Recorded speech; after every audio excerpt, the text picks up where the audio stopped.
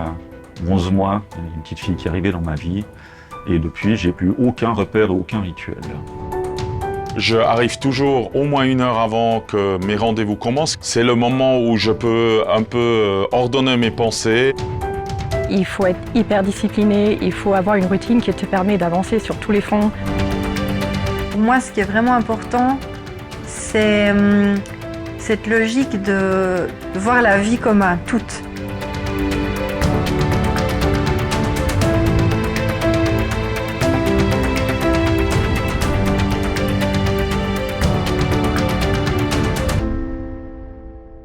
Mes rituels d'entrepreneuse, je suis pas sûre que je suis quelqu'un de rituel. Je dirais que je suis quelqu'un de routine. J'ai appris assez rapidement en jonglant bêtement le travail, enfant, ménage, monter un projet, monter une entreprise.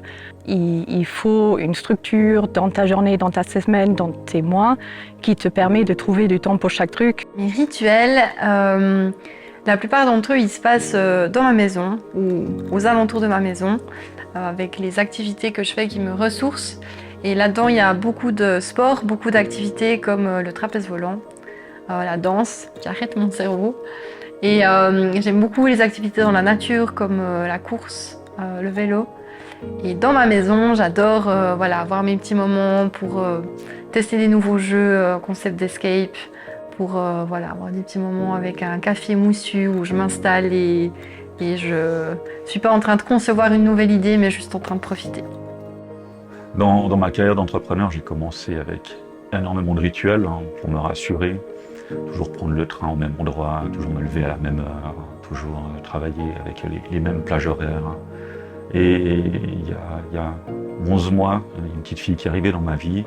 Donc je fais les choses quand je peux. Et l'organisation est différente chaque jour. Et mon nouveau rituel, c'est comment est-ce que je m'adapte. Mes rituels, en tout cas, depuis que je suis à Genève Aéroport, c'est d'abord, je arrive toujours au moins 1 heure avant que mes rendez-vous commencent. C'est le moment où je peux un peu ordonner mes pensées, faire les emails et aussi préparer des documents que normalement durant la journée, j'ai pas le temps. L'autre partie de ce rituel, c'est j'arrive en moto, comme je repars aussi. Ça, c'est un peu pour un peu se libérer l'esprit. Et finalement, après, un autre rituel, c'est que quand je passe dans le terminal, je salue tous les collaborateurs. Pour moi, c'est très important qu'ils sentent que le chef, il sait encore qui est là, qui fait un peu quoi. Après, il y a d'autres rituels de me créer des espaces en moi. À la maison, c'est faire des tours en moto en été. J'aime bien lire, mais aussi regarder des séries, surtout policiers. Dans ma carrière, des coups de chaud, il y en a eu énormément. Il y a eu, bien évidemment, une question financière, des clients qui ne payent pas, des projets qui sont perdus, des projets qui sont annulés, des clients qui font faillite. Et je pense que le plus gros coup de chaud qui m'est arrivé de ma carrière d'entrepreneur, c'est dans le cadre de mes activités de galeriste, où je passais la douane un vendredi soir à 5 heures avec une vingtaine de tableaux pour une valeur d'à peu près 1 million de francs. Et la loi suisse m'autorise à rentrer sans m'acquitter de la TVA si on est artiste ou galeriste, et que le douanier n'a jamais cru que j'étais galeriste. Et je me suis retrouvé extrêmement vite, nu dans une cellule, et on m'expliquait que j'allais rester là jusqu'à lundi matin. J'ai jamais vraiment pensé à qualifier en tant que défi. Si j'ai créé cette entreprise, c'était sorti d'un défi. On est arrivé ici en quittant l'humanitaire. Il fallait trouver des solutions. Au niveau bêtement, gagner sa vie avec 2 enfants. Donc premier défi, c'était simplement qu'est-ce que je peux faire, comment retrouver les actions quotidiennes, professionnelles qui me font plaisir. J'étais partie au début sur un petit projet avec un terrain familial. Je me suis retrouvée vite face à la législation, zonage, permis de construire, etc., etc. Là, aujourd'hui, on se retrouve dans un camping qui fait quasiment 3 hectares. Il est énorme. C'est devenu l'activité principale de la famille entière. C'est mon mari qui a repris la gestion quotidienne du site. Les enfants, ils passent chaque été dedans. Je ne parlerai pas de défis, je parlerai de contraintes. Et systématiquement, avec ce contrainte, quelle est la solution? Un gros coup de chaud que j'ai eu, je vais prendre celui qui est le plus récent. Nous sommes en train d'ouvrir actuellement 7 escape games en même temps à Genève, au quartier de l'Étang. C'est ce qu'on a appelé un royaume d'escape room. Donc ce sont 7 salles qui sont toutes connectées les unes aux autres. Et là, on est donc dans une situation où il y a beaucoup d'imprévus, des choses de dernière minute qu'il faut tout à coup ajouter, tout à coup adapter. Et ça, pour moi, ce sont des périodes qui me prennent beaucoup plus d'énergie que les moments où on est dans des phases de conceptualisation, de projection, même les phases de négociation en début de projet, qui sont des choses que j'adore. C'est les phases les plus complexes, et puis ouvrir cette salle d'un coup, c'était un peu ambitieux, donc ça va aller, mais c'est un gros coup de chaud. Un des premiers vraiment gros coups de chaud, c'était IBM avait vendu un super ordinateur parallèle à un canton et le canton n'arrivait pas à faire marcher. Ils m'ont appelé et en 3 jours, on a réussi à le résoudre, le problème. Après, j'ai quand même vécu la pandémie du SRAS. On devait avoir un meeting en Chine. Alors, on était en meeting avec l'OMS et tout ça, c'était assez sportif. Juste après mon arrivée, on avait un gros problème avec le contrôle sûreté, il y avait des queues sans finir. Je me suis même retrouvé à la télé pour m'excuser au nom de l'aéroport pour tous les problèmes qu'on a créés. Après, il y a eu la crise Covid, qui est la plus grande crise que cette industrie a jamais vécue. On a quand même eu 3 mois où on n'a eu plus rien du tout, hein. On a pris la décision de ne pas licencier du monde, mais on n'avait plus de revenus non plus. On faisait des nouvelles prévisions chaque mois et chaque fois, c'était moins bien. Je veux dire, il y avait des moments où il fallait vraiment rester un optimiste assez inébranlable pour pas dire maintenant je laisse tomber, ça ne va plus nulle part. Comment je maintiens l'équilibre entre la vie privée et la vie professionnelle? Déjà, je pense qu'il n'y a plus de vie privée. Il faut quand même que la vie de famille puisse continuer, qu'on continue de trouver du temps pour tout. Donc moi, personnellement, j'ai besoin d'avoir mes cases, mes boîtes. Je structure clairement quand est-ce que je mets de l'énergie là-dedans, quand est-ce que je travaille, quand est-ce que je fais quelque chose pour l'entreprise, quand est-ce que je fais quelque chose avec les enfants. Après, c'est clair qu'encore une fois, comme je disais, on n'est plus dans mon petit projet à moi qui arrive à coller autour de tout le reste. C'est devenu une activité familiale à tout sens du terme. Donc ma fille qui fait le service au bistrot en haute saison, elle a des super pourboires, le mieux de l'équipe, je pense, elle est ravie.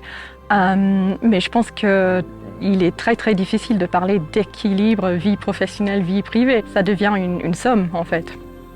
Pour maintenir un équilibre entre ma vie privée et professionnelle, moi je mets pas énormément de barrières très claires. C'est pas parce que c'est 17 heures que du coup je passe de ma vie professionnelle à ma vie privée.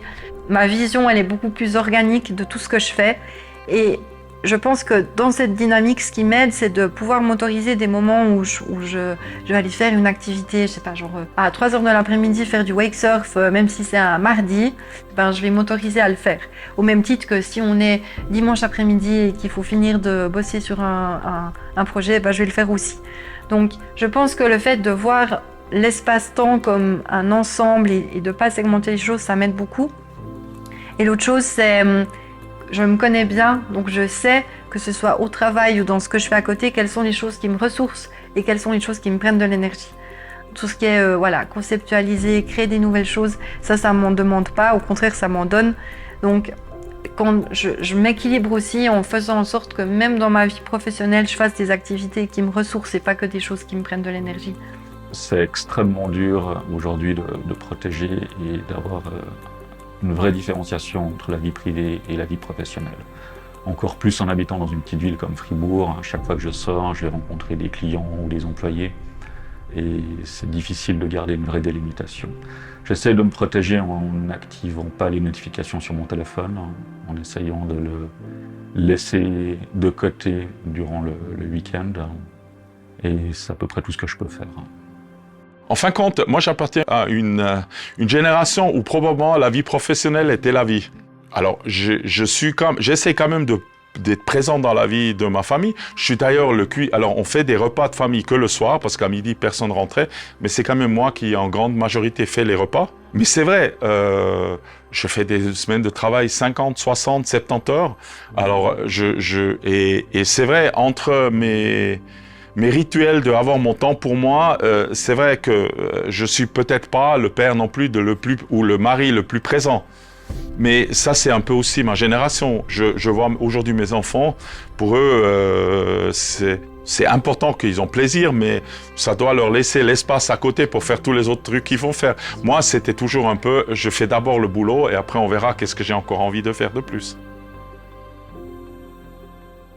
Moi, ce que je trouve frustrant, c'est qu'on ne peut jamais donner le temps et l'énergie qu'on aimerait dans un projet. On a tellement de richesses ici en Valais et parfois je me demande si les Valaisans en sont conscients. Chercher des financements en tant qu'entrepreneur, surtout dans le secteur touristique, ça reste très compliqué et c'est ça que j'aimerais faire avancer. Il n'y a que des opportunités qui suivent.